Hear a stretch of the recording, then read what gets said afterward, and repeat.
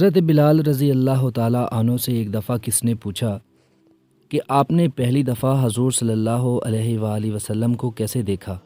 بلال رضی اللہ تعالیٰ عنہ فرماتے ہیں کہ میں مکے کے لوگوں کو بہت ہی کم جانتا تھا، کیونکہ غلام تھا اور عرب میں غلاموں سے انسانی سوچ سلوک عام تھا۔ ان کی اطاعت سے بڑھ کر ان سے کام لیا جاتا تھا، تو مجھے کبھی اتنا وقت ہی نہیں ملتا تھا کہ باہر نکل کر لوگوں سے ملوں، لہٰذا مجھے حضور پاک یا اسلام یا اس طرح کی کسی چیز کا قطعی علم نہ تھا۔ ایک دفعہ کیا ہوا کہ مجھے سخت بخار نے آ لیا۔ سخت جاڑے کا موسم تھا اور انتہائی ٹھنڈ، اور بخار نے مجھے کمزور کر کے رکھ دیا، لہٰذا میں نے لحاف اوڑھا اور لیٹ گیا۔ ادھر میرا مالک جو یہ دیکھنے آیا کہ میں جو پیس رہا ہوں یا نہیں، وہ مجھے لحاف اوڑھ کے لیٹا دیکھ کر آگ بگولا ہو گیا۔ اس نے لحاف اتارا اور سزا کے طور پر میری قمیض بھی اتروا دی اور مجھے دروازے کے پاس بٹھا دیا کہ یہاں بیٹھ کے جو پیس۔ اب سخت سردی، اوپر سے بخار اور اتنی مشقت والا کام۔ میں روتا جاتا تھا اور جو پیستا جاتا تھا۔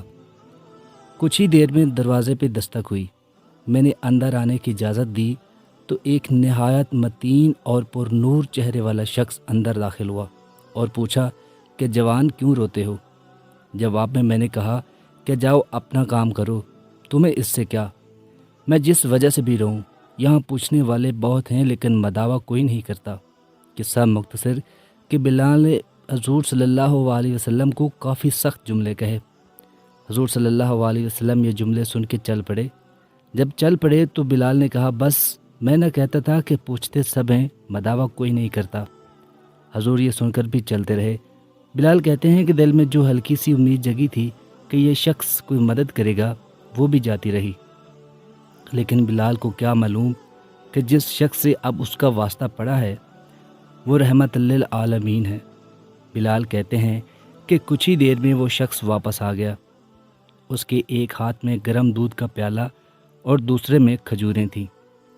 اس نے وہ کھجوریں اور وہ دودھ مجھے دیا اور کہا پیو اور جا کر سو جاؤ۔ میں نے کہا تو یہ جو کون پیسے گا؟ نہ پیسے تو مالک صبح بہت مارے گا۔ اس نے کہا تم سو جاؤ، یہ پیسے ہوئے مجھ سے لے لینا۔ بلال سو گئے اور حضور صلی اللہ علیہ وآلہ وسلم نے ساری رات ایک اجنبی حبشی غلام کے لیے چکی پیسی۔ صبح بلال کو پسے ہوئے جو دیے اور چلے گئے۔ دوسری رات پھر ایسا ہی ہوا، دودھ اور دوا بلال کو دی اور ساری رات چکی پیسی۔ ایسا 3 دن مسلسل کرتے رہے جب تک بلال رضی اللہ تعالیٰ عنہ ٹھیک نہیں ہو گئے۔ یہ تھا وہ تعارف جس کے بطن سے اس لافانی عشق نے جنم لیا کہ آج بھی بلال کو صحابی رسول بعد میں عاشق رسول پہلے کہا جاتا ہے۔ وہ بلال جو ایک دن اذان نہ دے تو خدا سورج کو طلوع ہونے سے روک دیتا ہے۔